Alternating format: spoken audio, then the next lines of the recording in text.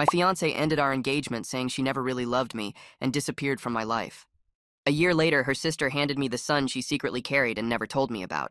I proposed to a woman named Iris on her 27th birthday. We had been together for 5 years, and I knew from our first date that I wanted to spend my life with her. She said yes before I even finished asking the question. We started planning our wedding immediately. We picked a date 6 months away. We found a venue. We sent save the dates to everyone we knew. I had never been happier in my entire life. Then 3 months before the wedding, everything changed. Iris came home one evening and sat me down in our living room. She said she couldn't marry me. She said she didn't love me anymore, and she wasn't sure she ever really did. She said she had been lying to herself for years and she couldn't keep pretending. She said she was sorry, but she needed to leave. I asked what I did wrong. She said I didn't do anything wrong. She said it just wasn't there anymore, and she couldn't explain it better than that. She said she needed space and she was moving in with her sister until she figured out her next steps. She packed a bag that night and left. I called her every day for 2 weeks. She answered twice. Both times she said the same thing. She said her feelings changed and there was nothing either of us could do about it. She said I deserved someone who actually loved me, and that person wasn't her. She said I should move on and find happiness without her. The 3rd week she changed her number. Her sister told me to stop calling and give Iris the space she asked for. Her friends told me the same thing. Everyone acted like I was the problem for not accepting that the woman I loved had simply stopped loving me overnight. I didn't understand. I went over every conversation, every moment, every memory trying to find the thing I missed. We were happy. We were planning a future. She looked at me like I was everything to her, and then one day she looked at me like I was a stranger she needed to escape from. I fell apart for a while. I stopped eating properly. I couldn't sleep. I went to work and came home and sat in our empty apartment surrounded by wedding planning materials that meant nothing anymore. My friends told me I needed to move on. My family said the same thing. Everyone said Iris made her choice and I had to respect it even if I didn't understand it. So I tried. I packed up her things and put them in storage. I took down the photos. I canceled the venue and the caterer and the florist. I told everyone the wedding was off and endured the pitying looks and the whispered conversations. A year passed. I wasn't over her, but I was functioning. I went on a few dates that led nowhere. I focused on work. I tried to build a life that didn't have her at the center of it. Then one afternoon, I got a call from a number I didn't recognize. It was Iris's sister asking if we could meet. She said it was important and she had something to give me. I almost said no.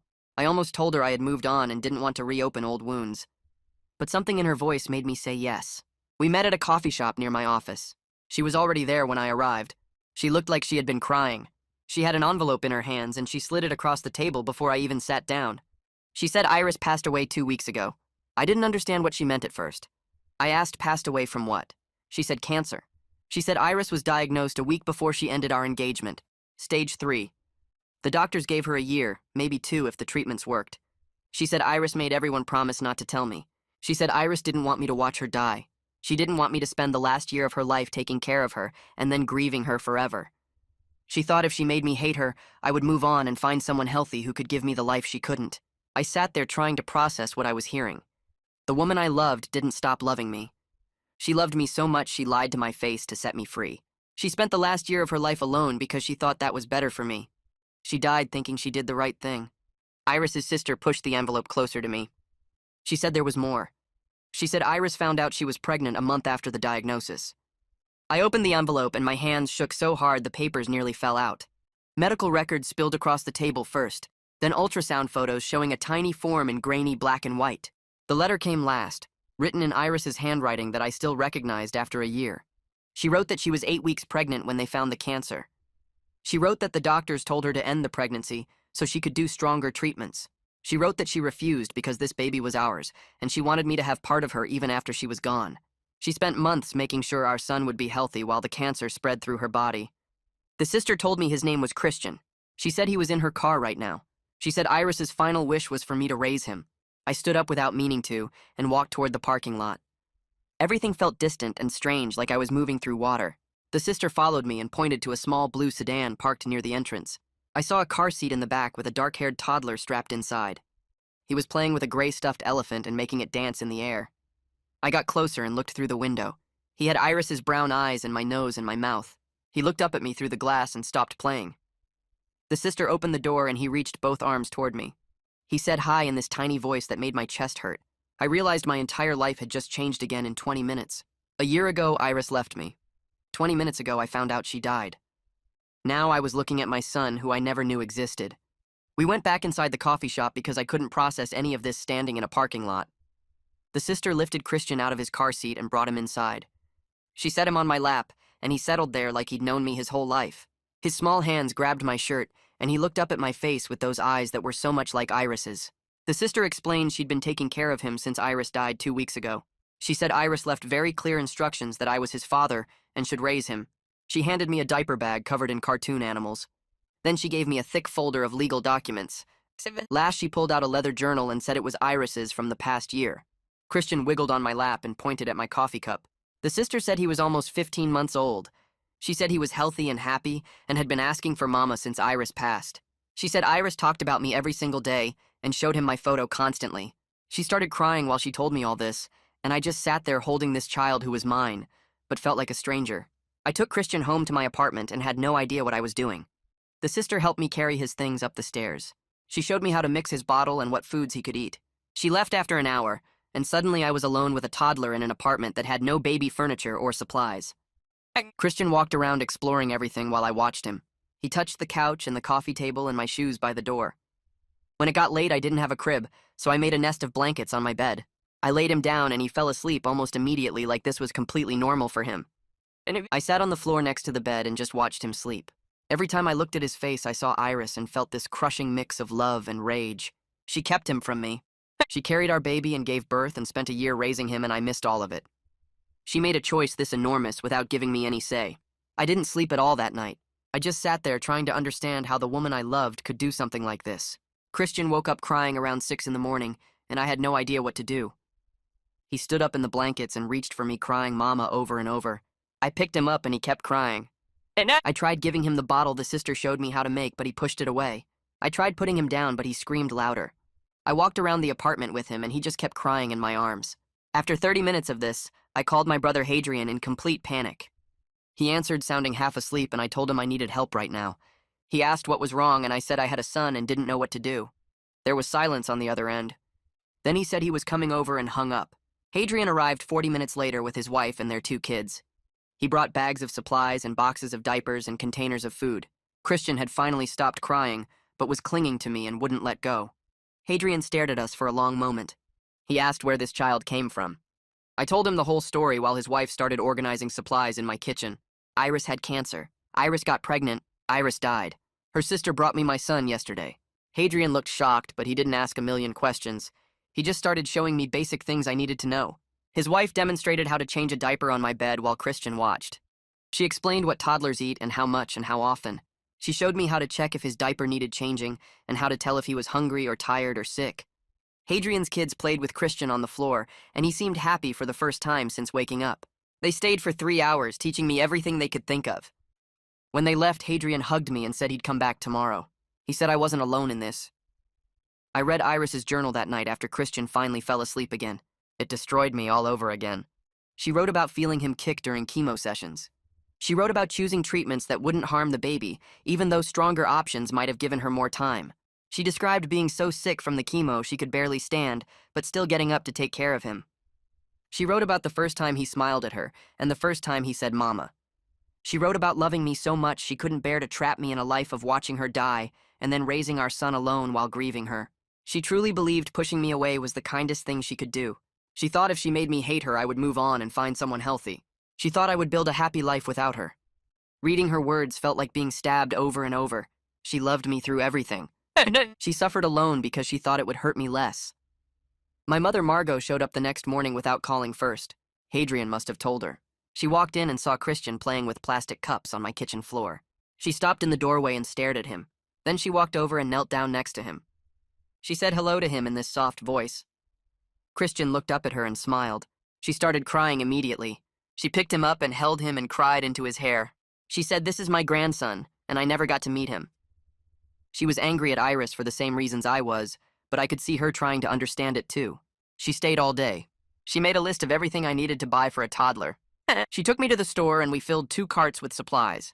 Crib and changing table and car seat and clothes and toys and bottles and sippy cups and more food than I thought one small person could eat. She helped me set everything up in my apartment. She showed me her tricks for getting toddlers to eat vegetables and go to sleep and stay entertained. By the time she left that evening, my apartment looked completely different. I missed 3 days of work because I couldn't figure out childcare, and I was barely holding myself together. Christian needed constant attention, and I was running on no sleep and trying to process everything that happened. Finally, I called my boss and explained the situation. I told her my ex-fiancée died and her sister just gave me the son I never knew I had. There was a long pause. Then she said, "Take 2 weeks of emergency leave and sort out my new reality." She said my job would be here when I got back. I spent those first days in pure survival mode. I kept Christian fed and safe and clean. I learned his schedule and his favorite foods and the way he liked to be held when he was tired. My brain was still trying to catch up to the fact that I was a father now. Sterling came over on day 4 with Chinese food and beer. He found me sitting on my living room floor surrounded by unassembled furniture. Christian was asleep in his new crib in my bedroom. Sterling looked at the boxes and looked at me and asked if I was okay. I said no. He sat down on the floor next to me and opened the beer. I told him everything while we ate. He listened without interrupting. When I finished, he said he was sorry about Iris, but he was also angry at her on my behalf. He said she made a huge choice that affected my entire life and didn't give me any say in it. He said I had a right to be furious even though she was dead, and even though she did it from love. He was the first person who validated my anger without making excuses for her. We spent the next 3 hours putting together a crib and a changing table and a small bookshelf. Sterling told me stories about his own kids to distract me. By the time he left, I had furniture and felt slightly less alone. Christian got sick on day 5 with a fever that scared me. He felt hot to the touch and was crying in a way that sounded different from his normal crying. I didn't know what was normal for a sick toddler. I didn't know if this was serious or just a cold. By midnight, I was panicking. I packed him in the car and drove to the emergency room. The doctor was a middle-aged woman who examined Christian while I stood there terrified. She checked his temperature and his throat and his ears. She said it was just a common cold and his fever should break in a day or two. She noticed how scared I was and asked if I was a new parent. I said I just found out he existed 5 days ago. She looked surprised but didn't ask questions. She gave me a referral card for a pediatrician named Celine, who specialized in helping new parents. She said Celine was good with situations like mine. I took Christian home feeling completely incompetent and terrified I was going to mess this up somehow. I called my mother that evening and asked if she knew any family lawyers. She gave me a name without asking too many questions. Gracelyn Peterson had an office downtown in one of those old buildings with high ceilings and wood paneling that made everything feel serious. I brought all the documents Iris's sister gave me in a folder that felt too thin for how much my life had changed. Gracelyn was younger than I expected, maybe mid-30s. With reading glasses, she kept pushing up her nose while she reviewed the paperwork. She spread everything across her desk and went through each page carefully. The birth certificate listed me as father. Iris's will designated me as sole guardian. There were medical records showing Iris had been lucid and competent when she made these decisions. Gracelyn looked up at me after reading through everything twice. She said the good news was there wouldn't be a custody battle. Iris's wishes were documented clearly and legally binding. She asked if any family members were contesting the arrangement. I told her about the sister who brought Christian to me and said Iris's parents might have opinions, but I didn't know their position yet. Gracelyn made notes on a yellow legal pad. She explained we needed to file paperwork with the court to formalize my guardianship, even though I was listed as father. She said it was mostly procedural but important for things like medical decisions and school enrollment down the line. She asked about life insurance. I pulled out the policy Iris had left. It was small, only $50,000, designated for Christian's care. Gracelyn said she could help me set up a trust account, so the money would be protected for his needs. We spent 2 hours going over details I barely understood. She wrote down deadlines and filing requirements and court dates. By the time I left her office, I had a folder twice as thick and a bill for her retainer that made my stomach hurt. But at least I knew Christian was legally mine, and nobody could take him away. 3 days later, someone knocked on my apartment door at 7 in the morning. Christian was eating cereal in his high chair, and I was still in yesterday's clothes because he'd been up half the night. I opened the door and found a man in his 60s with Iris's exact eyes staring at me. He didn't introduce himself. He pushed past me into the apartment and looked around like he was inspecting the place. Christian looked up from his cereal and said hi. The man walked straight to him and picked him up out of the high chair without asking. I felt my whole body go tense. I asked who he was even though I already knew. He said his name was Maximus and he was Christian's grandfather. He said his daughter died and nobody told him about his grandson until 2 weeks ago. He said Iris's sister finally admitted the truth, and now here he was looking at a baby he should have known from birth. I told him to put Christian down. He ignored me and kept holding him, studying his face like he was looking for pieces of Iris. Christian started fussing because a stranger was holding him and he wanted down. Maximus finally set him back in the high chair, but he didn't step away. He turned to me and his face was hard. He said I had no right to keep Christian from his family. He said Iris was sick and made bad decisions and her family should be raising this boy. I grabbed the folder from Graceland's office and showed him the will. I showed him the guardianship documents. I told him Iris chose this and put it in writing when she was completely clear-headed. He read the pages and his hands shook. He said Iris was his daughter and she was dying and she wasn't thinking straight. He said I was some guy she dated for a few years and his family had known her whole life. I asked him where he was when she was pregnant and sick. I asked why she didn't go to her family if they were so close. He didn't have an answer for that. We stood there in my kitchen arguing while Christian ate cereal and watched us like he knew something bad was happening. Maximus said things about me not being ready to be a father and not having family support and living in a one-bedroom apartment. I said things about Iris choosing me over her family for a reason and him not respecting her wishes even in death. We were both yelling by the end. Christian started crying. I picked him up and held him and told Maximus he needed to leave. He looked at me holding his grandson, and I saw my own pain reflected back. We were both men who loved Iris and got abandoned by her choices. He lost his daughter. I lost the woman I was going to marry. Neither of us got a say in how this played out. He left without saying goodbye to Christian. I sat on the floor with my son in my lap and shook from adrenaline. I didn't know if Maximus would try to fight me legally or just show up again. I called Graceland and told her what happened. She said to document everything and not let him take Christian anywhere without supervision. She said Iris's will was clear, but grandparents sometimes had rights depending on the state. She'd look into it and call me back. I spent the rest of the day jumping every time I heard footsteps in the hallway. That night I woke up at 2 in the morning with my heart racing and my chest tight. I couldn't breathe right. I sat up in bed and tried to calm down, but the panic just got worse. Christian was asleep in his crib next to my bed, and I was terrified I was having a heart attack, and he'd wake up alone with my body. I called my doctor's emergency line and described what was happening. The nurse asked if I was under unusual stress. I almost laughed. She said it sounded like a panic attack and I should try breathing exercises. She also said I should talk to someone about what I was dealing with. She gave me a number for a grief counselor who worked with the practice. I called the counselor the next day and got an appointment for that week. Her office was in a medical building near the hospital where I'd taken Christian that first night. She was older, maybe 50, with gray hair and a calm way of talking that made me feel less crazy. I sat in her office and told her everything. Iris ending our engagement, finding out about the cancer, meeting Christian, Maximus showing up, the panic attack. She listened without interrupting and took notes on a tablet. She asked how I was sleeping. I said barely. She asked if I was eating. I said when I remembered. She asked if I had support. I listed my family in Sterling and she nodded like that was good. Then she asked how I felt about Iris.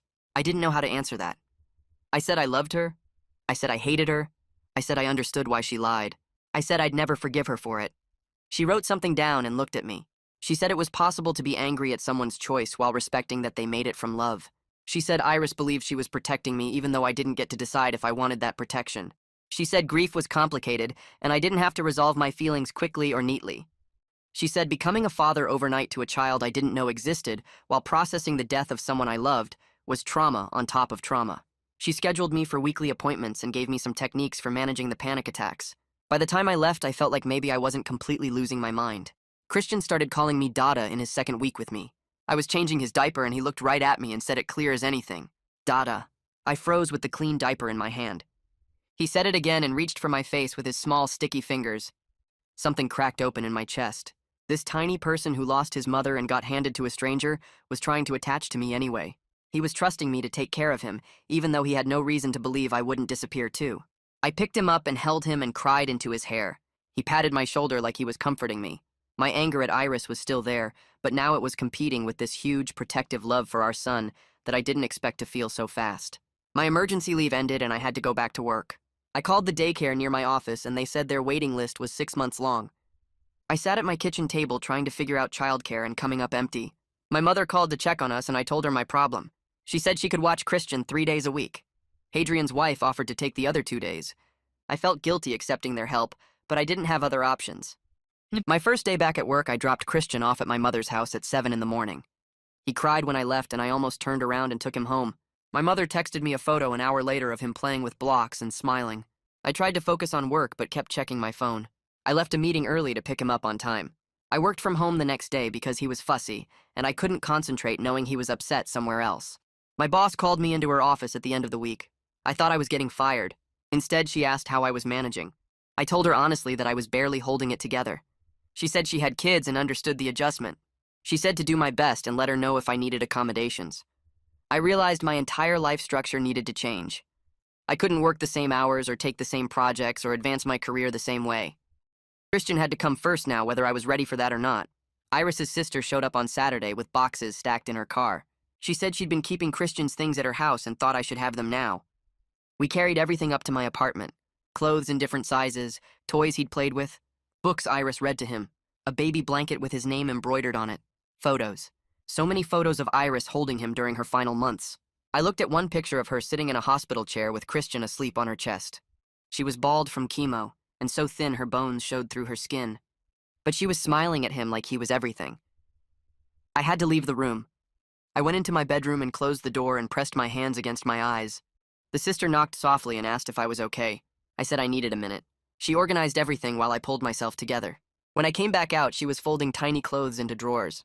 She said Iris talked to Christian about me every day. She showed him my photo and told him that's your daddy.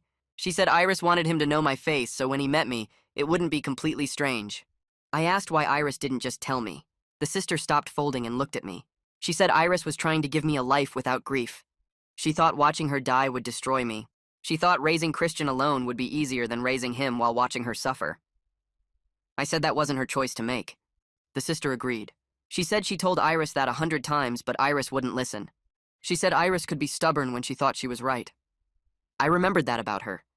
It was one of the things I loved, and now it was one of the things I resented most. I remembered that about her too. The sister finished putting away Christian's clothes and said she needed to get going. She hugged me at the door and told me to call if I needed anything. I watched her drive away and then looked at Christian playing with blocks on my living room floor. He stacked 3 blocks and knocked them down and laughed like it was the best thing that had ever happened. I sat down next to him and he climbed into my lap without hesitation. I held him and thought about how Iris carried him while dying and never told me, how she made everyone lie to me for an entire year, how she thought she was protecting me, but really she just took away my choices. My phone rang a few days later while I was at work. It was a number I didn't know, but I answered anyway. A man's voice said my name and asked if I had a minute to talk. I recognized the voice after a second. It was Maximus, Iris's father. I hadn't heard from him since before the funeral. He said he wanted to apologize for how he acted when he showed up at my apartment. He said he was grieving and angry and took it out on me when I didn't deserve it. He said he'd been thinking a lot about what Iris wanted and what was best for Christian. He said fighting me wouldn't bring his daughter back, and Christian needed stability more than he needed another custody battle. I didn't know what to say, so I just listened. He asked if he could have a relationship with Christian. He said he understood if I said no, but he was hoping we could work something out. He said Christian was all he had left of Iris and he wanted to know his grandson. I told him I'd been thinking about the same thing. I said Christian deserved to know his grandfather, and I didn't want to keep them apart. We talked for almost an hour about how to make it work. We agreed on supervised visits at my parents' house, where Christian could spend time with Maximus without any custody concerns. We set up the first visit for the following Saturday. When the day came, I drove Christian to my parents' house, and Maximus was already there waiting on the porch. He looked older than I remembered, thinner, tired in a way that went deeper than just lack of sleep. He smiled when he saw Christian, and his whole face changed. My mother led us into the house and made coffee nobody drank. Maximus sat on the floor with Christian and showed him a photo album he'd brought. Pictures of Iris as a baby, as a little girl, as a teenager. Christian didn't understand what he was looking at, but he liked turning the pages. Maximus told stories about each photo and his voice kept breaking. I sat on the couch watching 2 people grieve the same woman in completely different ways. Christian got bored with the album and went to play with the toy box my mother kept for when Hadrian's kids visited. Maximus and I sat there in awkward silence. He finally said he was sorry for everything. He said Iris made him promise not to tell me about the cancer or the baby, and he kept that promise even though he thought it was wrong. He said he argued with her about it constantly, but she wouldn't budge. He said watching her die while keeping her secrets was the hardest thing he'd ever done. I told him I understood impossible promises. We watched Christian play with trucks, and both of us were thinking about Iris. The visit lasted 2 hours and ended with Maximus asking if he could come back next week. I said yes. He hugged Christian goodbye, and Christian waved at him. On the drive home, Christian fell asleep in his car seat, and I thought about how sad it was that grief was the only thing connecting me to Maximus now. That night, after I put Christian to bed, I was organizing more of the boxes his aunt had brought over. I found a baby book at the bottom of one box. It had Christian's name written on the front in Iris's handwriting. I opened it and saw she'd filled in every page. His birth weight and length, the hospital where he was born, his first bath, his first smile at 6 weeks, his first tooth at 5 months, his first word at 9 months. Every milestone documented with photos and dates and little notes in the margins. She wrote about how he laughed when she made funny faces, how he loved bath time, how he cried when she left the room. She wrote letters to me throughout the book, letters she never sent. She wrote about how much it hurt to document these moments knowing I was missing them, how she wanted to call me every single day, how she almost told me 100 times but stopped herself. She wrote that she hoped someday I'd understand why she made this choice, that she hoped I'd forgive her, that she hoped Christian would have the life she couldn't give him. I read every page twice and felt like someone was stabbing me over and over. She documented everything I should have experienced, every smile I should have seen, every milestone I should have celebrated. She kept it all from me and wrote it down like that would somehow make it better. I closed the book and put it on the shelf in Christian's room. I didn't know if I'd ever be able to look at it again without wanting to scream. The next Monday, I had to go back to work after taking another day off. Christian cried when I tried to leave him at my mother's house. He wrapped his arms around my neck and screamed and wouldn't let go. My mother had to pry him off me while he sobbed. I drove to work feeling like the worst father in the world. I couldn't focus on anything. I kept checking my phone to see if my mother had texted. She finally sent me a photo an hour later of Christian playing with blocks and smiling, but I still felt sick. I left work early and picked him up, and he clung to me the whole drive home. The same thing happened the next day, and the day after that. Christian started screaming the moment we pulled up to my mother's house. He knew what was coming, and he was terrified. I called Celine and asked if this was normal. She said separation anxiety was completely normal for his age and situation. She said he'd lost his primary caregiver, and now he was scared of losing me too. She said the best thing I could do was stick to predictable routines and show him through consistency that I wasn't going anywhere. I started doing shorter work days. I came home for lunch. I worked from home when I could. I made sure I was always the one who picked him up. Slowly, Christian started to trust that I would come back. The screaming got shorter. Then it stopped completely. But I could still see the fear in his eyes every morning when I left. Sterling called me on a Wednesday night and said he had someone he wanted me to meet. A woman from his office who was smart and funny and recently single. He said I needed adult connection and he thought we'd get along. I told him I wasn't ready to date. He said I didn't have to be ready, I just had to show up for coffee. I agreed because Sterling wouldn't stop asking. The date was supposed to be Saturday afternoon. I spent the whole week dreading it. Saturday morning I woke up and looked at Christian eating breakfast in his high chair, and I couldn't do it. I texted Sterling and said I had to cancel. He called me immediately and asked what was wrong. I told him the truth. I was barely keeping my head above water with work and parenting. I was still processing Iris dying and lying to me for a year. I couldn't imagine sitting across from a stranger and explaining that I had a son I didn't know existed until 2 months ago. I couldn't imagine trying to connect with someone new when my entire emotional capacity was consumed by grief and learning how to be a father. Sterling was quiet for a minute, and then he said he understood. He said he'd tell his coworker something came up. He said he was sorry for pushing and he wouldn't do it again. I thanked him and hung up and felt relieved and lonely at the same time. My mother suggested I needed to get Christian around other kids his age. She found a toddler playgroup that met at the community center on Thursday mornings. I took a late start at work and brought Christian to the first session. The room was full of mothers and toddlers. I was the only father there. Everyone was friendly, but I could see them looking at me and Christian and wondering about us. A woman asked how old Christian was and where his mother was. I said he was 14 months and his mother passed away. She looked horrified and said she was so sorry. Other mothers overheard and came over to offer condolences. I stood there holding Christian and trying not to run out of the room. I wasn't ready to tell Iris's story to strangers. I wasn't ready to see their pity and curiosity. Christian didn't care about any of that. He saw other kids playing with toys and wiggled out of my arms to join them. I watched him play with a little girl who was building a tower. He knocked it down and she laughed and rebuilt it. He was happy. He needed this. I sat on a chair against the wall and tried to look like I belonged there. A mother sat down next to me and started talking about her daughter's sleep schedule. I nodded and pretended to follow along. The whole time I was thinking about how Christian needed social interaction I wasn't providing, how I needed to get over my discomfort and bring him here every week. How being a good father meant doing things that made me uncomfortable.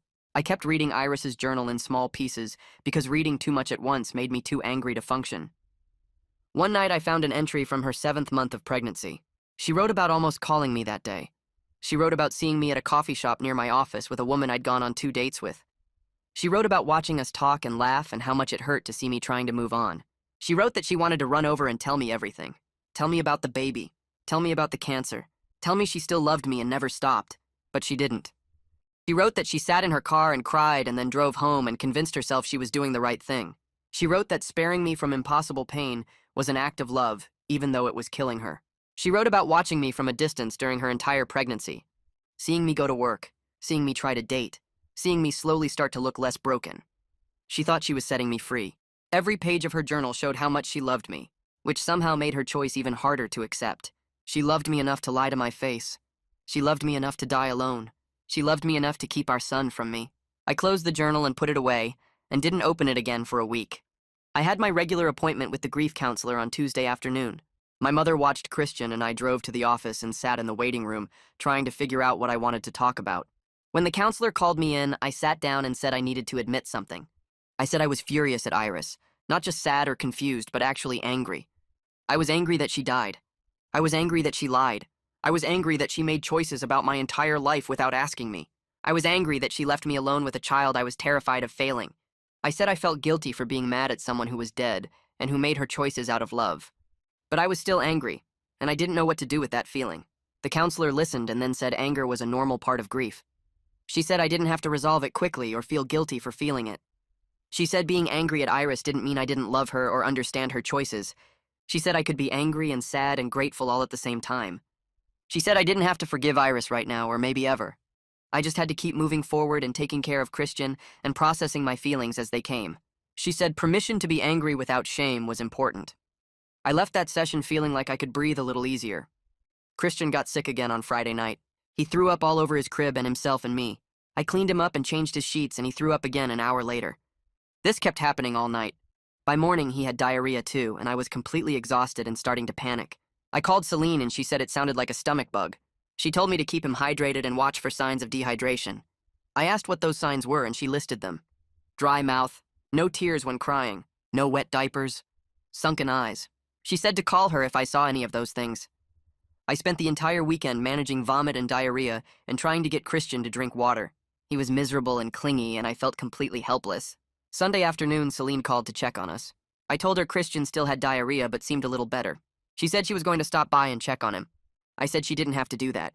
She said she knew, but she wanted to. She showed up an hour later with her medical bag. She examined Christian and said he was fine. Just a normal stomach bug that would pass in another day or two. She showed me exactly what dehydration looked like and what to watch for. She was so kind and patient, and I started crying from pure overwhelm. She didn't make a big deal about it. She just handed me tissues and said being a new parent was hard, and being a suddenly single parent was even harder. She said I was doing better than I thought I was. After she left, I put Christian down for a nap and sat on the couch and stared at nothing for 20 minutes. My mother called Monday morning and suggested I join a single parent support group. She said she'd found one that met at a church near my apartment every Tuesday night. I told her I didn't have time for support groups. She said I needed to make time because I was drowning and needed help. I agreed to go to one meeting just to get her off my phone. Tuesday night, I dropped Christian at my mother's house and drove to the church. There were about 15 people sitting in a circle in a basement room. A facilitator welcomed me and asked me to introduce myself. I said my name and that I was a single father to a 14-month-old. I didn't say anything else. Other people shared their stories. A woman whose husband left her with 3 kids. A man whose wife died in a car accident. A woman whose partner walked out when their baby was 2 weeks old. Everyone had impossible situations they were navigating alone. When it was the widower's turn, he talked about his wife dying in childbirth and how he was raising their daughter while grieving someone he barely got to say goodbye to. He talked about being angry at his wife for dying, even though it wasn't her fault. He talked about loving his daughter and resenting the circumstances of her birth at the same time. I felt like he was describing my exact feelings. After the meeting, I talked to him for a few minutes. His name was Nathan, and his daughter was 6 months old. He said the anger and love existing together was the hardest part. I agreed. He gave me his number and said to call if I ever needed to talk to someone who understood. Driving home, I realized I felt less alone than I had in weeks. I made a decision Thursday night after putting Christian to bed. I called Iris's sister and asked if she still had Iris's ashes. She said yes and asked why. I said I wanted to create a small memorial space in Christian's room. Something he could see every day as he grew up. Something that would help him know his mother even though she was gone. The sister said she thought that was a beautiful idea. She brought the ashes over Saturday morning, along with some photos of Iris holding Christian as a baby. We set up a small shelf in Christian's room with the photos and the urn and a candle. The sister cried looking at it. I stood there thinking about how I wanted Christian to grow up knowing his mother loved him enough to choose his life over her own. Even if I was still working through my feelings about that choice, even if I was still angry and sad and confused, I could honor Iris for Christian while still processing my own complicated grief. The counselor had said that was possible. I was starting to believe her. Maximus showed up the following Saturday without calling first. I opened the door and found him standing there with a bag from the toy store and this look on his face like he wasn't sure I'd let him in. Christian was on the floor playing with blocks, and when he saw Maximus, he smiled and held up a red one. Maximus came inside and sat on the floor next to him. They played together for maybe 20 minutes while I made coffee in the kitchen and tried to figure out what to say to this man who lost his daughter and blamed me for choices I never got to make. Christian got tired around noon and I put him down for his nap. He fell asleep on the couch between us before I could carry him to his room. Maximus looked at him sleeping there and his whole face changed. He started talking about Iris in a way nobody had before. He told me about the last 6 months when the cancer spread to her bones and every movement hurt, but she refused the strong pain medication because the doctor said it might harm the baby. He told me she would lie in bed crying from the pain, but she wouldn't take anything stronger than what they said was safe. He told me she made him promise to find me after she was gone and make sure Christian knew his father. He said she talked about me constantly, even while she was dying. She would ask if he thought I had moved on yet, and when he said yes to make her feel better, she would cry harder. We both started crying sitting there on my couch with Christian asleep between us. Maximus said he was angry at me for months because it was easier than being angry at Iris for dying or at God for taking her. He said seeing me with Christian made him understand why she wanted this. I told him I was angry too, and I didn't know if that would ever go away completely. We sat there for a long time, not saying anything, just watching Christian sleep. When Christian woke up, Maximus helped me give him a snack and then he left. Before he walked out, he hugged me and said we were the only two people who understood this specific kind of loss. He was right. I went back to work the following Monday and asked to meet with my manager. Her name was Rachel, and she had 3 kids of her own, so when I explained my situation, she understood immediately. She said the company could offer me a flexible schedule with the option to work from home 2 days a week. I could adjust my hours to handle daycare pickup, and if Christian got sick, I could work remotely instead of taking emergency leave. The arrangement helped more than I could explain. I wasn't constantly worried about getting fired for leaving early or missing days when Christian needed me. I could actually breathe knowing I had some control over my schedule, but I also knew this changed everything for my career. I wasn't going to get promoted anytime soon. I wasn't going to take on the big projects that required travel or late nights. I was choosing to be okay with that because Christian needed stability more than I needed career advancement. Some nights I felt okay with that choice, and some nights I resented it, but I kept choosing him anyway. Finding a daycare took another week of calling around and visiting places that all had waiting lists. Then Celine mentioned a place near the hospital that had just had a family move out of state. I called them that afternoon and they had an immediate opening. I visited the next day, and it looked clean and safe and the teachers seemed kind. I signed Christian up to start the following Monday. His first day there was harder on me than it was on him. I dropped him off at 8 in the morning and he went right to the toys without looking back. I stood in the doorway watching him play, and one of the teachers had to gently suggest I should probably leave. I walked to my car and sat there crying for 10 minutes. I was scared something would happen to him when I wasn't watching. I was scared he would think I abandoned him like Iris did. I was scared of everything all the time, and it was exhausting. The daycare called me at 10 to tell me he was fine. They called again at noon to say he ate his lunch and was napping. When I picked him up at 5, he was happy and tired from playing with other kids all day. He showed me a picture he colored, and I stuck it on my refrigerator. I did better the second day. Iris's sister called me on a Wednesday night and asked if she could come by. She showed up an hour later with a cardboard box that looked heavy. She said she found it in Iris's closet when she was packing up her apartment. It was full of letters Iris had written to me over the past year but never sent. There must have been 50 of them. Some were just a few lines and some were pages long. The sister said she debated whether to give them to me, but she thought I deserved to know everything. After she left, I put Christian to bed, and then I sat on my couch and started reading. The first letter was dated 2 weeks after she left me. She wrote about her first round of chemo and how sick it made her. She wrote about missing me so much she couldn't sleep. She wrote about being pregnant and terrified and alone. I read letter after letter, and it felt like watching her die in slow motion. She wrote about her treatments and her fears and her hopes for Christian. She wrote about her love for me that never went away no matter how hard she tried to kill it. She wrote about seeing me from a distance one day when I was having coffee with a woman from work. She thought I was on a date, and it destroyed her even though she wanted me to move on. She wrote about how much it hurt to push me away, and how she did it anyway because she thought it was right. I read until 3 in the morning, and then I couldn't read anymore. I put the letters back in the box and shoved it in my closet because looking at it made me want to scream. Christian woke up crying around 2 in the morning a few days later. I went to his room and picked him up, but he kept crying. I tried everything I usually did. I changed his diaper. I offered him water. I checked if he was too hot or too cold. Nothing worked. He just kept crying and reaching for me, and I didn't know what he needed. I sat in the rocking chair with him and just held him. After maybe 20 minutes, he stopped crying and put his head on my shoulder. I realized he just needed me to be there. He needed to know I wasn't going anywhere. We sat like that for another hour until he fell back asleep. When I put him in his crib and walked back to my room, I understood something I hadn't before. We had bonded over these past 2 months in a way that felt real and permanent. He trusted me completely. I had learned his rhythms and his needs. I could tell when he was tired versus hungry versus just wanting attention. What felt impossible at first now felt natural most days. I was his father in every way that mattered. That reality had settled into my bones and I wasn't scared of it anymore. I had a session with the grief counselor the next week, and I spent most of it talking about my anger at everyone who kept Iris's secrets. Her sister knew. Her parents knew. Her friends knew. They all watched me fall apart thinking she just stopped loving me and nobody said a word. The counselor asked what I wanted to do with that anger. I said I wanted to scream at all of them for lying to me for a year. She asked if that would change anything. I said no. She said I had to choose whether to let that anger poison my relationships with people Christian needed in his life. She said forgiveness might not be possible, but I could work toward acceptance. I could accept that they made an impossible choice because someone they loved asked them to. I could accept that they were trying to honor Iris's wishes, even if I thought those wishes were wrong. Acceptance felt like giving up, but the counselor said it wasn't.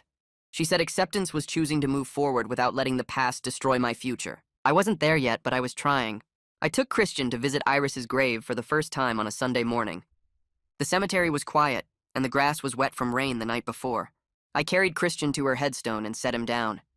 He immediately started pulling up grass and putting it in his mouth, so I had to watch him constantly. I stood there looking at her name carved in stone, and I talked to her. I told her I understood why she made her choices, even though I hated them. I told her I was raising our son, and he was amazing, and she would be so proud of him. I told her I was still angry, but I was trying to let it go because holding on to it was hurting me more than anyone else. I told her I thought she'd be proud of the father I was becoming, despite my terror and my mistakes. Christian found a stick and started hitting the headstone with it.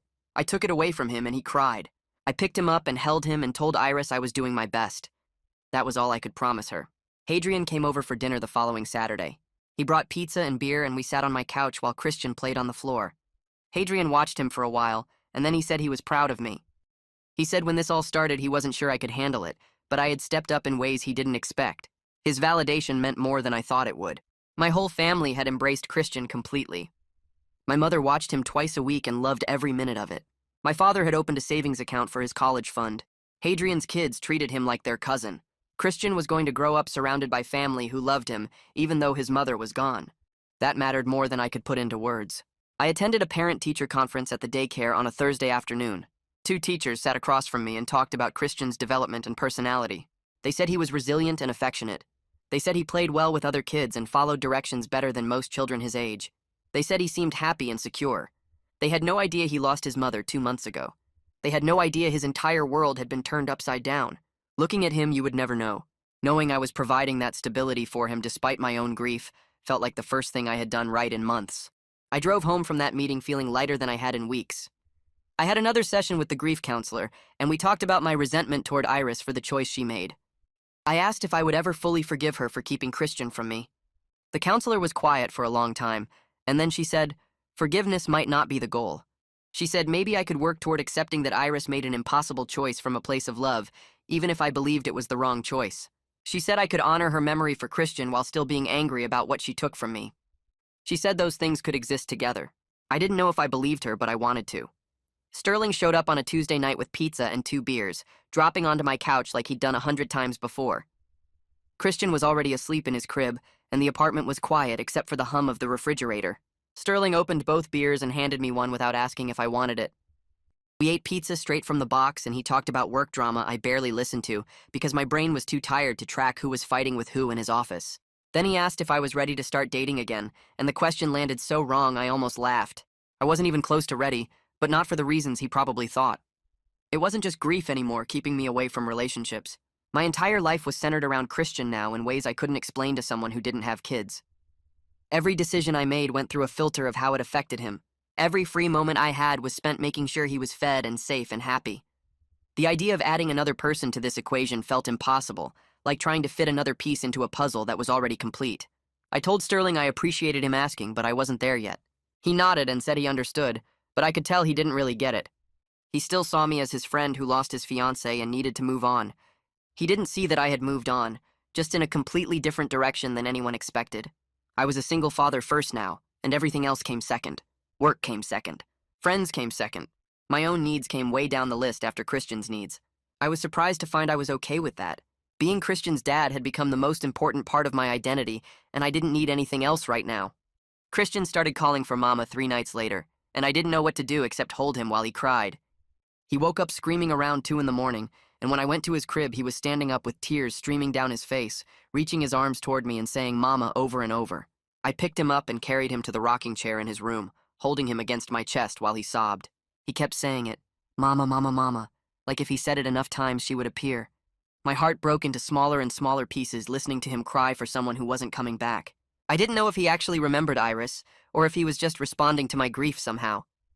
I rocked him and rubbed his back and told him I was here, that Daddy was here, but it didn't help. He cried himself out eventually and fell asleep on my shoulder, but I kept rocking him anyway because I didn't want to put him down. The grief counselor told me later that week that toddlers process loss differently than adults. She said Christian might not have clear memories of Iris, but he could sense my sadness and confusion, and he was responding to that as much as his own loss. She suggested I start showing him photos of Iris and telling him simple stories about her, keeping her present in his life even though she was gone. So I started doing that. I put a framed photo of Iris holding newborn Christian on the bookshelf in his room where he could see it. I showed him the picture every morning and said, "That's your mama, she loved you so much." I told him simple stories about how she sang to him and read him books and held him when he was tiny. I didn't know if he understood any of it, but it felt important to try. She was his mother, even if he wouldn't remember her, and I needed him to know she existed and loved him. My mother called on a Saturday morning while Christian was eating breakfast and asked if I'd thought about moving back home, closer to family.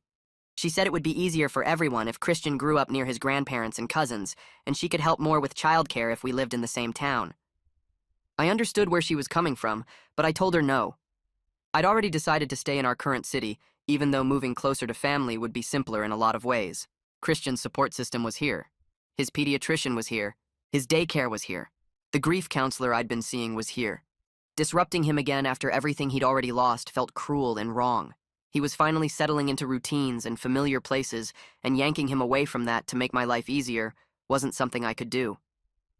My mother was quiet for a long time, and then she said she was disappointed, but she understood. She said she and my father would visit regularly and make sure Christian knew his family loved him. I thanked her and felt guilty for choosing Christian's needs over what would be more convenient for everyone else, but I also felt certain it was the right choice. I was learning to make parenting decisions based on what Christian needed rather than what was easier for me, and this was one of those decisions. He needed stability more than I needed help, so we were staying put. Maximus called 2 weeks later and asked if he could take Christian for an overnight visit. The request made my stomach clench with anxiety. I didn't want to examine too closely. Christian had never been away from me overnight since I became his father. The idea of him sleeping somewhere else, in a house I couldn't monitor, with people I was still learning to trust, made me want to say no immediately. But I forced myself to think about it rationally, instead of just reacting from fear. Maximus was Christian's grandfather. He loved Christian and wanted to be part of his life. Saying no would damage that relationship and hurt Christian in the long run. I told Maximus I needed to think about it and called him back the next day with a compromise. We could try a trial afternoon visit first, just a few hours, and see how that went before attempting overnight. Maximus agreed without arguing. The visit happened on a Sunday, and I dropped Christian off at Maximus's house with a diaper bag full of supplies and a list of instructions I'd typed up. Maximus took the list and promised to follow it exactly.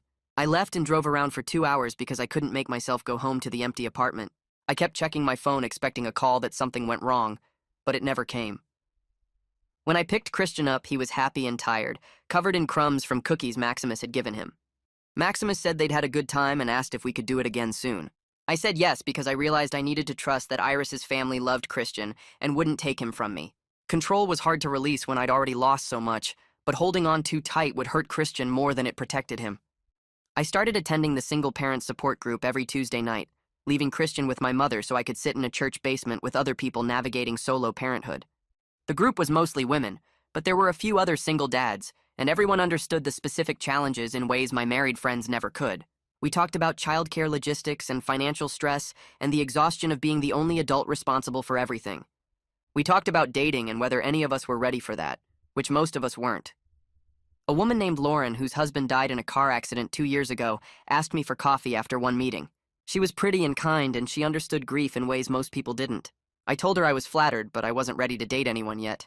She smiled and said she understood, and we could just be friends if I ever needed someone to talk to.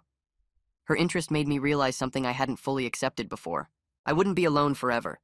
Someday I might be ready to let someone new into our lives, to build something with a person who understood that Christian came first and always would. But that day wasn't now. Right now, I was still processing Iris's death and learning to be Christian's father and rebuilding my life into something sustainable. Adding romance to that mix would be too much, too complicated, too risky when I was barely keeping everything else balanced. Maybe in a year or two I'd be ready. Maybe Lauren would still be single and we could try that coffee. Or maybe it would be someone else entirely, someone I hadn't met yet. Either way, I had time to figure it out. Christian took his first steps on a Thursday afternoon in our living room, and I was the only one there to see it. I'd been folding laundry on the couch while he played with blocks on the floor, and suddenly he pulled himself up using the coffee table and let go. He stood there wobbling for a second, looking surprised at himself, and then he took 3 stumbling steps toward me before falling on his butt. I grabbed my phone and started recording, asking him to do it again, and he did. He walked 5 steps that time, arms out for balance, grinning like he'd just discovered something amazing. I cheered and clapped and he laughed, delighted by my reaction. I sent the video to my entire family and to Iris's parents and to Sterling and Hadrian. Everyone responded with excitement and congratulations. But after I put Christian down for his nap, I sat on the couch and cried because Iris should have been here for this. She should have seen her son's first steps. She should have been the one cheering and recording and calling family to share the news. This was her moment as much as mine, maybe more, and she missed it because she chose to die alone rather than let me watch her suffer. The joy and grief were so tangled together, I couldn't separate them anymore. Every milestone Christian hit was both beautiful and devastating. Beautiful because he was growing and developing and thriving. Devastating because Iris wasn't here to see it, and I couldn't share these moments with the person who should have been experiencing them with me. I was Christian's only parent, and that meant I got all the joy and all the grief, and sometimes the weight of both together felt crushing. I found myself talking to Iris sometimes when I was alone with Christian, telling her about his milestones and asking her advice I would never receive. I did it without thinking, just started narrating our days to her like she was standing in the corner of the room watching us. I told her about his first steps and how proud she would have been. I told her about his favorite foods and the way he laughed when I made funny faces.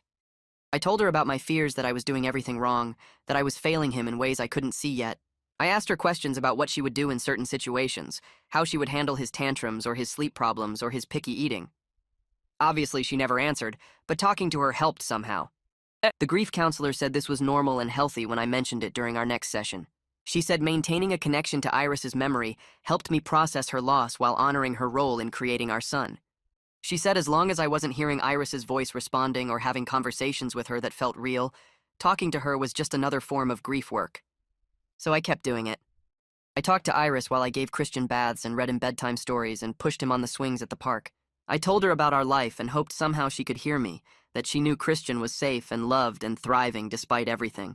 Work called me into a meeting on a Monday morning, and I walked in expecting bad news, maybe a conversation about my reduced productivity or too many days working from home.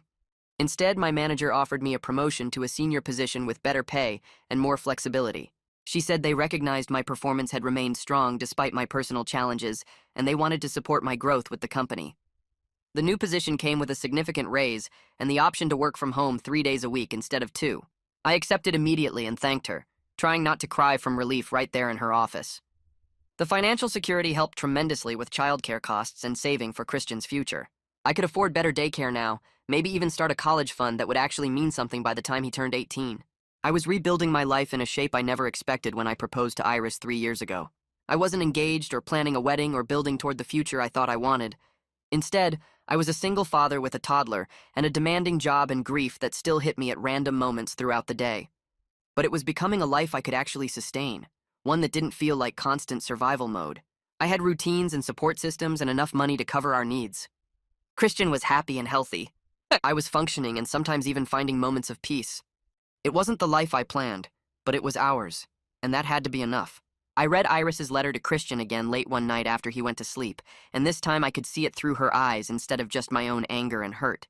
She was a dying woman trying to give her child the best possible future, even if it meant breaking her own heart. She was sick and scared and facing her own death, and she chose to protect me from that pain, even though it meant suffering alone. She chose to continue her pregnancy, even though it meant less aggressive treatment and probably less time alive. She chose to document Christian's first year in photos and journals, so I would know what I missed. Every choice she made came from love, even if I believed those choices were wrong.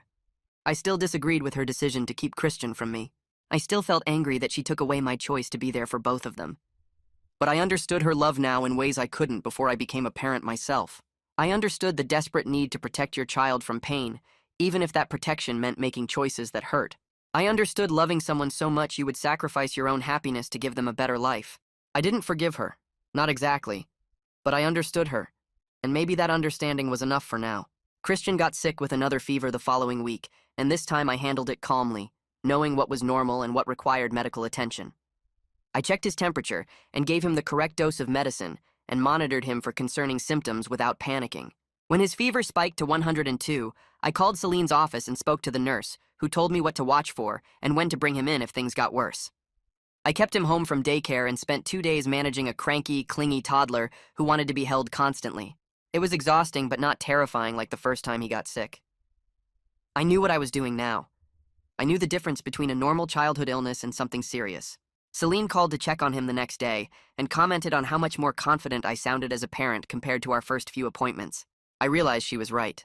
The terror had faded into something more manageable, a competence born from repetition and necessity. I was still scared of failing Christian or making mistakes that would hurt him, but I trusted myself now in ways I didn't 3 months ago. I knew how to take care of him. I knew his needs and his rhythms and his personality. I was his father in every way that mattered, and I was doing a decent job at it despite my fears and my grief and my complete lack of preparation for any of this. Maximus called me the following week and asked if we could talk about the holidays. Thanksgiving was coming up in a few months, and he wanted to know if Christian could spend part of the day with Iris's family. I invited him over to my apartment that evening after Christian went to sleep because these conversations felt too important to have over the phone. He arrived looking tired and older than I remembered from our previous meetings. We sat at my kitchen table with coffee between us, and neither of us knew quite how to start. He finally said he knew I was Christian's father, and he respected Iris's choice to leave him with me. But Christian was also his grandson, and he wanted to be part of his life in meaningful ways. I told him I understood, and I wanted Christian to know his mother's family, but we needed to figure out how to do this without confusing him or creating conflict. Maximus nodded and pulled out a small notebook where he'd written down ideas for sharing holidays and creating traditions. He suggested alternating Thanksgiving and Christmas each year, or splitting the days so Christian could see both families. He wanted to take Christian to visit Iris's grave on her birthday and the anniversary of her death. He wanted to tell Christian stories about Iris when he got old enough to understand. I listened to all of it and realized we were both just trying to keep Iris present in Christian's life while building something new. We talked for 2 hours about schedules and boundaries and what felt fair to everyone involved. Maximus admitted he was still angry about Iris's decision to keep her illness secret from me, and he struggled with understanding why she thought lying was better than letting me help her. I told him I felt the same way most days, and we were both learning to live with choices we didn't get to make. We agreed that Christian deserved to know both sides of his family, and to grow up understanding his mother loved him desperately, even if her choices were complicated. Before Maximus left, he showed me a photo of Iris holding Christian in the hospital right after he was born, and she looked exhausted and happy, and so completely in love with our son. He said he wanted me to have it because I deserved to see that moment, even though I wasn't there for it. I had my regular appointment with the grief counselor the next afternoon, and I told her about my conversation with Maximus. She asked how I felt about sharing Christian with Iris's family, and whether it brought up complicated emotions about Iris's choices. I admitted it did, because every interaction with her family reminded me of what she kept from me, and how many people knew the truth while I believed she just stopped loving me. The counselor listened, and then said something that shifted my understanding of everything. She said my anger at Iris had changed over the past few months, and wasn't the simple rage I felt when I first learned the truth. Now it was layered with sadness that she faced her illness alone, anger that she didn't trust me with the truth, gratitude that she gave me Christian, and heartbreak that she wasn't here to parent him with me. She said I could hold all these feelings at once without needing to resolve them into something simpler or more comfortable. I didn't have to forgive Iris or agree with her choices to acknowledge they came from love. I didn't have to stop being angry to also feel grateful for our son. The counselor said grief was messy and complicated and full of contradictions, and trying to force it into a neat narrative was exhausting and impossible. I sat there taking in her words and feeling something loosen in my chest. I'd been trying so hard to figure out how I was supposed to feel about Iris and her choices, like there was a right answer I needed to find. But maybe there wasn't a right answer, and I could just feel everything without judgment or resolution. The counselor said this was growth, and it meant I was processing my grief in healthy ways instead of getting stuck in one emotion. She asked if I felt ready to reduce our sessions from weekly to every other week, and I realized I did. I still needed support, but I was learning to navigate my feelings without constant guidance. Saturday morning, I took Christian to the park near our apartment because the weather was perfect and he'd been restless all week.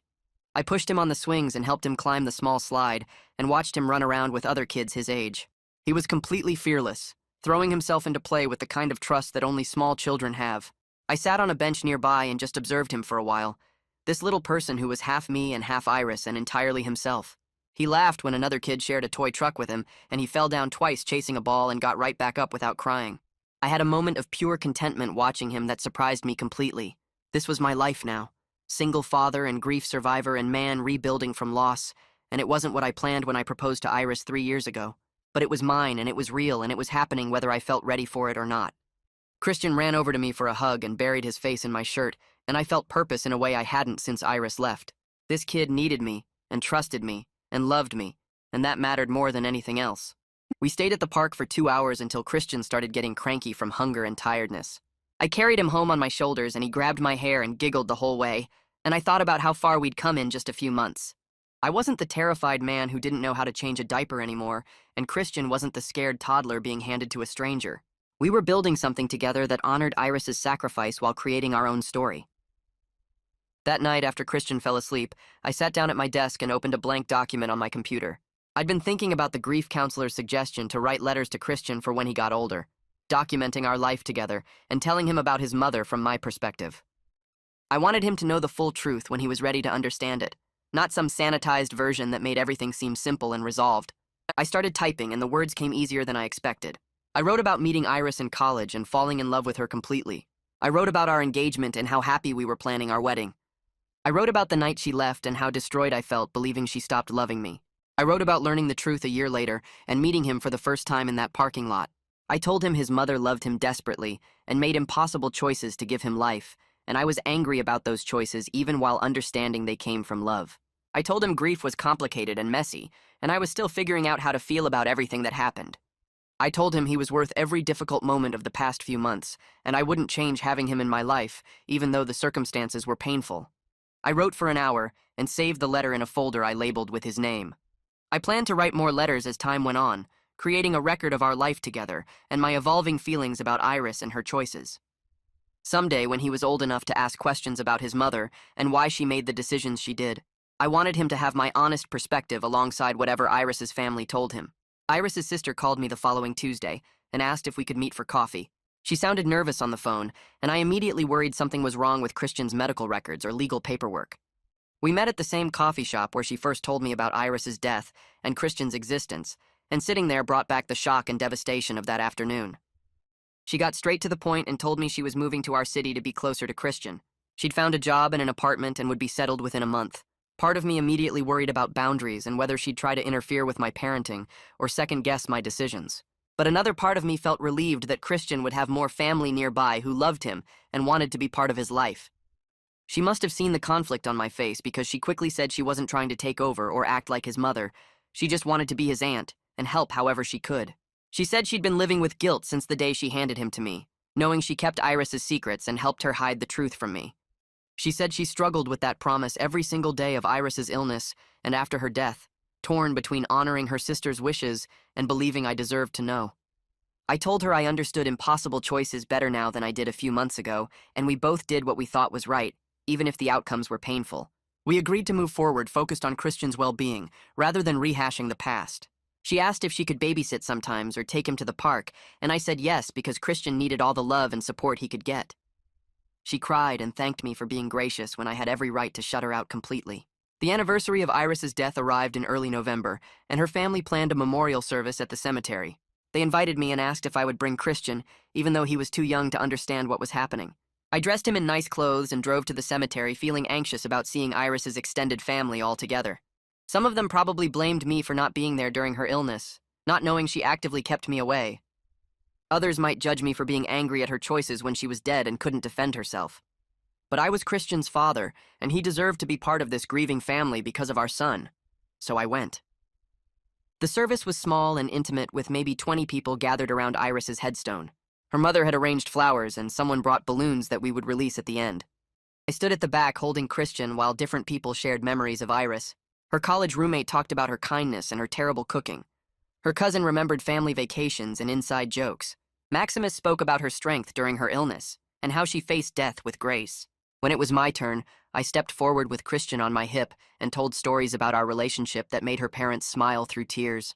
I talked about our first date and how she laughed at all my bad jokes. I described the night I proposed and how she said yes before I finished asking. I talked about our plans for the future and how excited we were to build a life together. I didn't mention her leaving or the lies or my anger because this wasn't the place for that complexity. This was a moment to honor the woman everyone loved and missed. And after I finished speaking, we released the balloons and watched them float into the gray November sky. Christian pointed at them and said something that sounded like wow, and Iris's mother reached over to touch his hand gently. That evening after we got home, Christian was tired and clingy from the long day. I gave him a bath and put him in pajamas and rocked him in the chair in his room. He was almost asleep when he looked up at me with those eyes that were so much like Iris's and said something that sounded like love you, Dada. I froze because I wasn't sure if I heard him correctly or if it was just baby babbling. But then he said it again more clearly and patted my chest with his small hand. I completely fell apart with joy right there in the rocking chair, crying and holding him close while he looked at me with confusion about why I was upset. He was thriving despite everything he'd lost, and I was doing better than I thought possible a few months ago.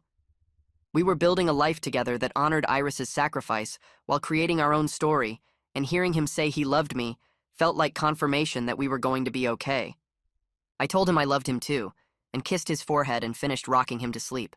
After I put him in his crib, I stood there watching him breathe for a long time, overwhelmed by how much I loved this kid and how grateful I was that Iris gave him to me, even though her methods were painful. The next morning, I made a decision about how to handle Iris's presence in our home. For months, I'd struggled with whether to display photos of her or talk about her openly, worried it would confuse Christian or make my grief harder to manage. But the grief counselor's words about holding complicated feelings stuck with me, and I realized I could honor Iris while also being angry at her choices. I spent the weekend going through boxes of photos and selecting ones that showed her happy and healthy. I framed several pictures and put them in Christian's room in the living room where he'd see them every day. I created a small shelf with Iris's journal and the letters she wrote, and some of her belongings that Christian could explore when he got older. The grief counselor had said children benefit from knowing their full history, and I wanted Christian to grow up understanding his mother loved him enough to choose his life, even when it meant less time for herself. I wanted him to know I loved him enough to raise him well and tell him the truth about where he came from. That afternoon, I had a session with the counselor and told her about my decision to keep Iris present rather than hiding her away. She affirmed my approach and said it would help Christian develop a healthy relationship with his mother's memory as he grew up. She said I was doing the hard work of integrating my grief into daily life rather than compartmentalizing it, and that was exactly what Christian needed to see modeled. My mother called that week and offered to watch Christian for a weekend so I could have some time alone.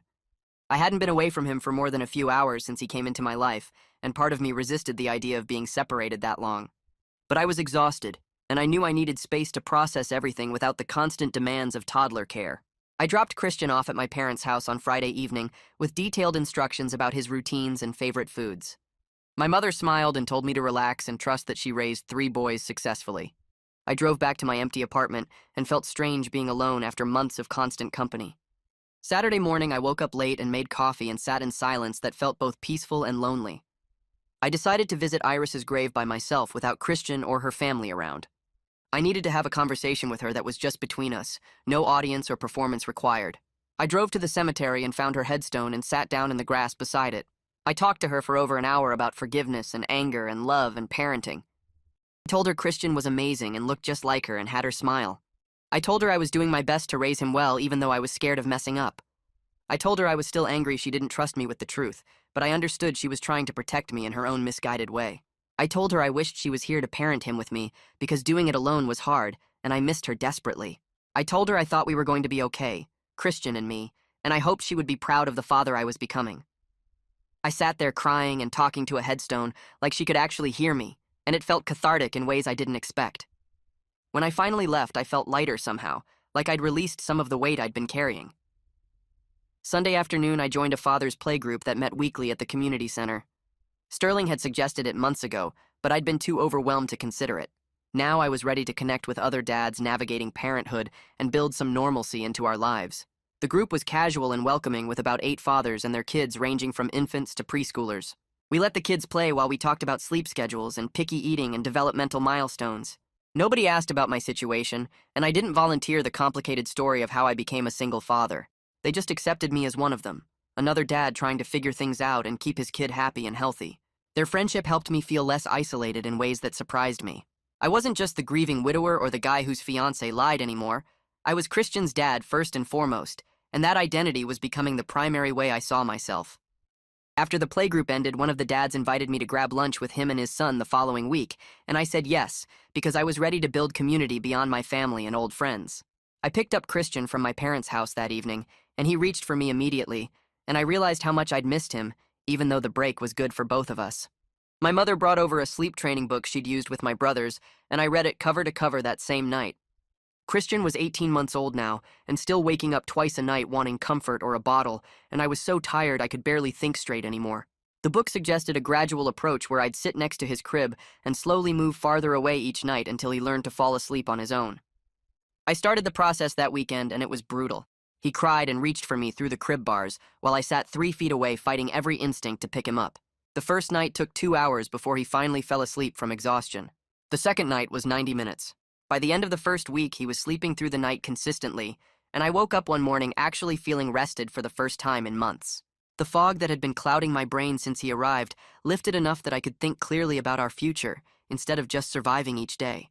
I started making real plans for his second birthday party, researching preschools in our neighborhood for when he turned 3, considering whether we should stay in this apartment or find something with a yard. I could finally breathe again without the constant weight of exhaustion pressing down on me. I felt like myself for the first time since Iris's sister handed me a child and changed my entire life. Maximus called and asked if we could meet for coffee to discuss visitation, and I agreed because our current arrangement felt too informal and inconsistent. We met at the same coffee shop where I'd first learned about Iris's death and Christian's existence, and the location felt both appropriate and painful. Maximus looked older than he had 6 months ago, grief carving deeper lines into his face, but he seemed calmer than our early angry encounters. He said he and Iris's mother wanted to be part of Christian's life regularly, not just occasional visits when I felt generous. He said they'd lost their daughter and they couldn't lose their grandson too. I understood that feeling completely because I'd lost Iris twice myself. We worked out a schedule where Christian would spend every other Saturday with Iris's parents, and they could join us for major holidays and birthdays. Maximus asked if he could take Christian to visit Iris's grave sometimes, and I said yes because Christian should know where his mother rests. We agreed that all decisions about Christian's education, medical care, and major life choices would be mine alone as his father, but Iris's parents would be consistent, loving presences in his daily life. It wasn't perfect, and there were still moments of tension when Maximus looked at me like he blamed me for something I couldn't control, but it was functional and centered on what Christian needed. We were creating a co-parenting arrangement across family lines that honored everyone's connection to Christian while respecting boundaries. Maximus showed me photos on his phone of Iris pregnant with Christian, smiling despite being sick, and I had to look away because seeing her like that still hurt too much. I scheduled what I hoped would be my final session with the grief counselor, wanting to review my progress and see if I'd developed enough tools to continue healing on my own. We sat in her familiar office, and she asked me to reflect on where I'd been 6 months ago versus where I was now. 6 months ago, I was drowning in rage at Iris for dying, for lying, for making choices about my life without asking me. I was terrified of failing Christian and convinced I'd ruin him somehow. I was isolated and overwhelmed and barely functioning beyond basic survival. Now I was managing my anger at Iris better, understanding her impossible position even if I still disagreed with her choice. I was confident as Christian's father, knowing his routines and needs, able to comfort him when he was upset and celebrate his small victories. I was building community through the father's playgroup and maintaining my friendships despite my new responsibilities. I was finding genuine moments of happiness instead of just enduring each day. The counselor said I'd done the hard work of integrating my grief into daily life rather than trying to overcome it or push it away. She said I could return any time if I needed support, but I'd developed strong coping skills and a solid support network. I asked if it was normal to still feel angry at Iris sometimes, and she said grief doesn't follow a timeline or resolve neatly. She said I might always carry complicated feelings about her choice, and that was okay as long as those feelings didn't consume me or affect how I parented Christian. I left her office feeling lighter, knowing I could handle whatever came next without needing weekly therapy sessions to stay functional. I packed up Christian and drove 3 hours to the coast for a weekend beach trip, wanting to give him new experiences beyond our daily routines. He'd never seen the ocean, and I wanted to watch him discover it for the first time. We checked into a small hotel near the beach, and I could hear the waves from our room. The next morning, I carried him down to the sand and set him down near the water's edge. He stood there staring at the endless blue expanse like he couldn't process what he was seeing. A wave rolled in and touched his toes, and he jumped back laughing, then ran toward the water again, wanting more.